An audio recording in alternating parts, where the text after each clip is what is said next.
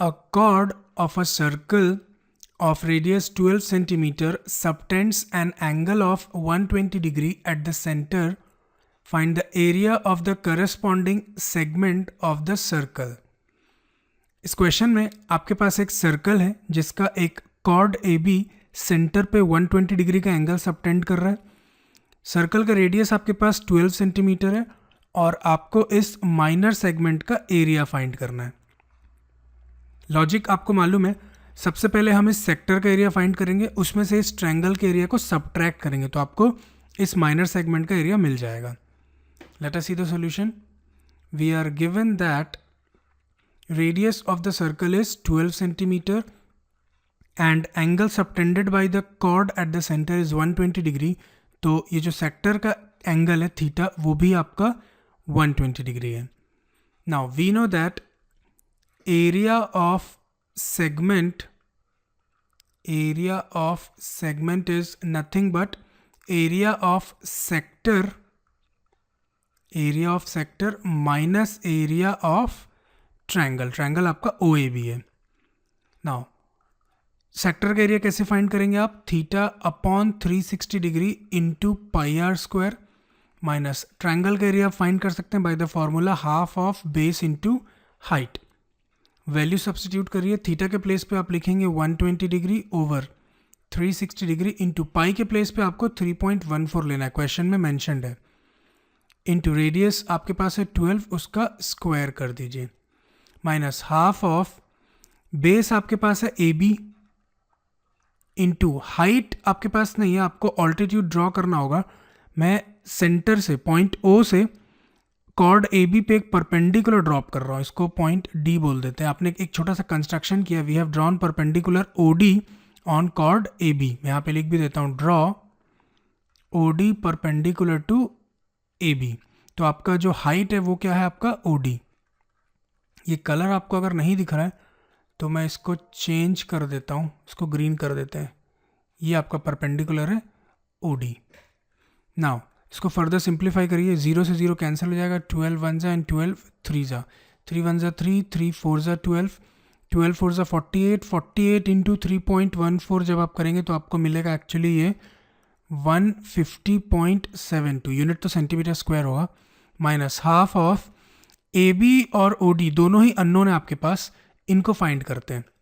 ध्यान से देखिएगा, आपके पास ये जो ट्रायंगल है ट्रायंगल ओ डी ए, उसमें ये जो एंगल है आपके पास ये 60 डिग्री होगा. क्यों? टोटल पूरा एंगल आपके पास 120 डिग्री था और जो परपेंडिकुलर होता है आइसोसेलेस ट्रायंगल में, अगर आप ध्यान से देखें तो ये ट्रायंगल ओ ए बी ये आपका एक आइसोसेलेस ट्रायंगल था, क्योंकि ओ ए और ओ बी दोनों ही रेडियस हैं तो दोनों का वैल्यू इक्वल होगा, दोनों का लेंथ इक्वल होगा. और आइसोसेलेस ट्रायंगल में जो परपेंडिकुलर होता है वो vertical angle as well as base दोनों को बाइसेक्ट करता है. तो टोटल एंगल अगर आपके पास 120 डिग्री था तो ये एंगल कितना होगा? 60 डिग्री. मैं यहाँ वापस रीड्रॉ कर देता हूँ. आपके पास छोटा सा एक ट्रायंगल है ओ डी ए, जहाँ ये एंगल आपके पास 60 डिग्री है, तो ये आपका परपेंडिकुलर हो गया, ये हाइपोटेनस और ये बेस. नाउ इस परपेंडिकुलर ने कॉर्ड ए बी को भी बाइसेक्ट किया. इसका मतलब यहाँ पे लिख देता हूँ मैं A D is equal to D B, या फिर आप ये भी बोल सकते हैं कि ए बी जो है वो ट्वाइस ऑफ ए डी है. इसी ए डी का अगर आपने ट्वाइस कर दिया तो आपको ए बी मिल जाएगा, which is base of the triangle O A B. Now हम ओ डी और ए डी को फाइंड करते हैं. अगर आप इस ट्रायंगल में देखें, हाइपोटेनस तो आपको मालूम है 12 सेंटीमीटर और एक एंगल पता है आपके पास 60 डिग्री. तो अगर मैं साइन 60 डिग्री की बात करूं, साइन थीटा क्या होता है आपको मालूम है? Perpendicular upon hypotenuse. तो परपेंडिकुलर आपके पास ए डी है which is unknown upon hypotenuse is 12, जिससे आपको ए डी मिलेगा 12 इंटू साइन 60 होता है √3/2, तो ये आपको मिलेगा 6√3. ए डी आपके पास 6√3 है, तो ए बी क्या हो जाएगा? Twice of 6√3. यहाँ पे मैं लिखता हूँ ए बी हो जाएगा आपके पास twice of 6√3 which is equal to 12√3. तो यहाँ पे ए बी की वैल्यू आपके पास है 12√3 इंटू ओ डी. ये परपेंडिकुलर आपको फाइंड करना है. ओ डी कैसे फाइंड करेंगे? देखिए अगेन इसी ट्रायंगल में हाइपोटेनस आपको मालूम है और ये एंगल पता है आपको, तो कॉस 60 डिग्री ले लीजिए इस बार। कॉस थीटा क्या होता है? Base upon hypotenuse. बेस आपके पास है OD अपॉन हाइपोटेनस इज 12, तो ये OD हो जाएगा आपके पास 12 इंटू कॉस 60। कॉस 60 होता है हाफ, तो ये आपको OD मिलेगा 6। यहाँ पे OD के प्लेस पे आप लिख दीजिए 6।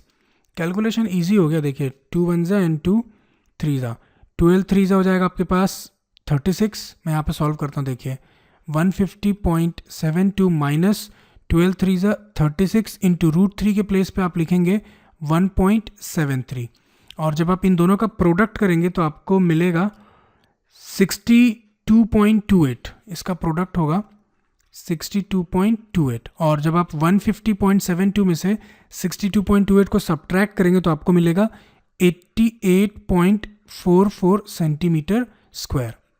तो फाइनली ये जो माइनर सेगमेंट है इसका एरिया आपके पास आ गया 88.44 सेंटीमीटर स्क्वायर। अच्छा क्वेश्चन था वैसे ये, आई होप आपको समझ में आ गया होगा। Late us see the next question.